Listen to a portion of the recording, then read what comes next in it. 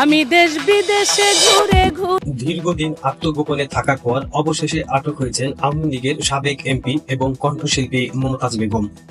12 মে রাত 12:15টার দিকে তাকে গ্রেপ্তার করেছে ঢাকা মহানগর গোয়েন্দা পুলিশ।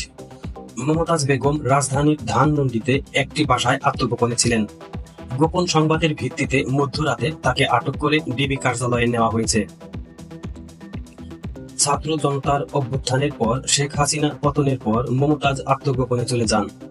দীর্ঘ সময় পর তিনি প্রকাশ্যে আসেন সামাজিক যোগাযোগের মাধ্যম এক ভিডিওর মাধ্যমে। প্রায় 4.5 মিনিটের সেই ভিডিওতে তাকে একটি কক্ষে বালিশে হেলান দিয়ে হাতে মোবাইল দিয়ে গাইতে শোনা যায়। হাতে বান্ধিবি, পাও বান্ধিবি, মন বান্ধিবি কেমনে।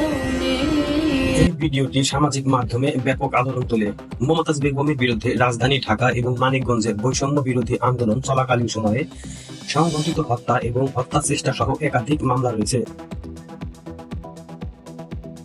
2024 সালের 23 অক্টোবর মানিকগঞ্জের সিঙ্গারা থানায় দায়ের হওয়া একটি মামলায় তাকে প্রধান আসামি করা হয়।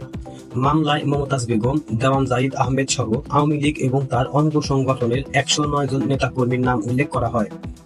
মামলাটির পটভূমি 10 বছর আগে হরতালের সময় পুলিশের গুলিতে 4 জন নিহত হবার ঘটনা। মামলায় অজ্ঞাতনামা আরো 500 থেকে 600 জনকে আসামি করা হয়েছে। এর আগে গত 10 অক্টোবর আরো একটি হত্যা মামলায় নাম জড়িয়েছে মমতাজ।